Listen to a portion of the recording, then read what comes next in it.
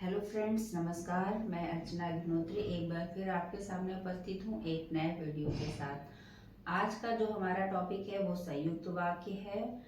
पिछले वीडियो में मैंने आपको रचना के आधार पर बताए थे कि कितने वाक्य के भेद होते हैं, जिनमें सरल वाक्य, मिश्र वाक्य के विषय में आपको जानकारी मैंने दी थी।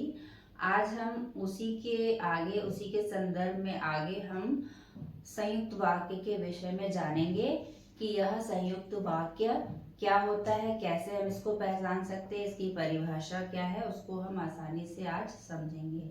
चलिए शुरू करते हैं।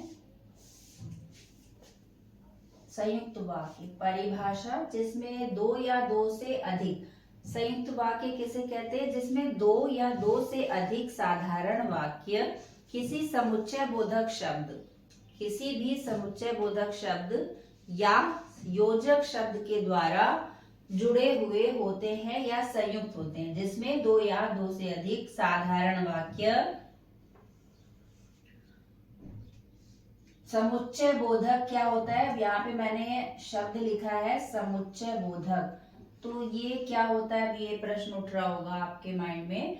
तो समुच्चय बोधक वे शब्द होते हैं जब हम दो या दो से अधिक वाक्यों को जिन योजक चिन्हों के द्वारा जोड़ते हैं उसे हम समुच्चय बोधक कहते हैं। जैसे इसलिए, क्योंकि, परंतु, या, तो इत्यादि।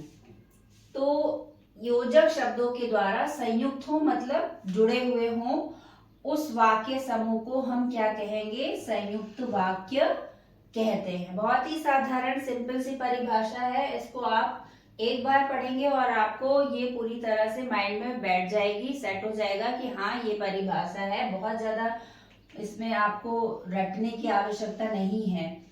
तो जिसमें दो या दो से अधिक साधारण वाक्य समुच्चय बोधक या योजक शब्दों के द्वारा संयुक्त हो, मतलब या जुड़े हो, उन्हें हम संयुक्त वाक्य कहते हैं।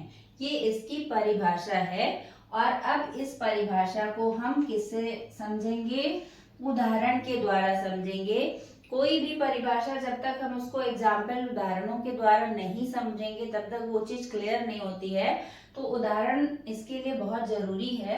अब आप पहला उदाहरण देखिए। सूर्यास्त हुआ और अंधेरा बढ़ता गया। तो यहाँ पर आप देखिए एक वाक्य तो ये है सूर्यास्त हुआ और दूसरा है अंधेरा बढ़ता गया। ठीक है। तो अब आप देखिए इन दोनों ही वाक्यों को ये कौन सा शब्द है जो कि जोड़ रहा है? और शब्द है जो कि दोनों ही वाक्यों को जोड़ने का काम कर रहा है। तो ये क्या हो गया? ये जो और का प्रयोग हुआ है ये ही जो है आपका समुच्चय बोधक शब्द कहलाएगा या फिर योजक शब्द कहलाता है। अब आप देखिए दूसरा उदाहरण देखिए। वह निरपराध था, वह निरपराध था, इसलिए मैंने उसे छोड़ दिया। अब देखिए यहाँ पे भी दो वाक्य हैं। वह निरपराध था इसलिए मैंने उसे छोड़े, मैंने उसे छोड़ दिया एक वाक्य, वह निरपराध था एक वाक्य। यानी ये दो वाक्य, इन दोनों ही वाक्यों को जो जोड़ने का कार्य कर रहा है वो क्या है? इसलिए। इसलिए लगाने से ये वाक्य एक रूपता को प्राप्त हो गया है और एक वाक्य के रूप में कार्य कर रहा है।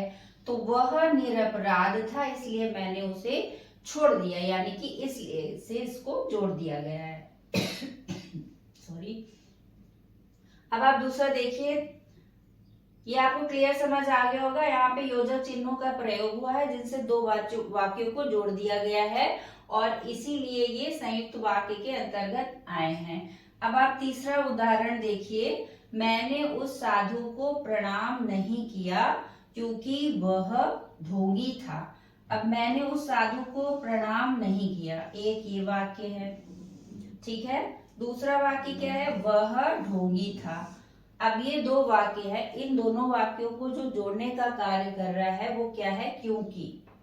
ये जो शब्द आया है जिसे हम योजक चिन्ह भी कह सकते हैं, जो दोनों ही वाक्यों के बीच में एक संबंध स्थापित कर रहा है, उसे एक रूपता प्रदान कर रहा है, तो वह क्योंकि है। तो इस माध्यम से ये एक वाक्य बन गया और ये पूरा हो रहा है, संपूर्ण, इसका अर्थ भी पूरा हो रहा है। मैंने उस साधु को प्रणाम नहीं किया क्योंकि वह ढोगी था, एक ही कंप्लीट वाक्य, कंप्लीट सेंटेंस बन गया है। तो इस तरह से बहुत सारे वाक्य हो सकते हैं जिनमें हम इन योजक चिन्हों का प्रयोग करके वाक्य बनाते हैं, और ये सारे जो है वो किसके अंतर्गत आते हैं, समुच्चयवाचक चिन्हों का प्रयोग करके, शब्दों का प्रयोग करके हम इन्हें संयुक्त वाक्य के अंतर्गत पढ़ते हैं। ये जो शब्द है इन्हें हम समुच्चय बोधक बोलेंगे या फिर योजक चिन्ह बोलेंगे, जो दो शब्दों को जोड़ने का कार्य कर रहे हैं, दो वाक्यों को जोड़ने का कार्य कर रहे हैं, और दोनों ही वाक्यों में एक सेतु का काम कर रहे हैं, एक कड़ी के रूप में कार्य कर रहे हैं।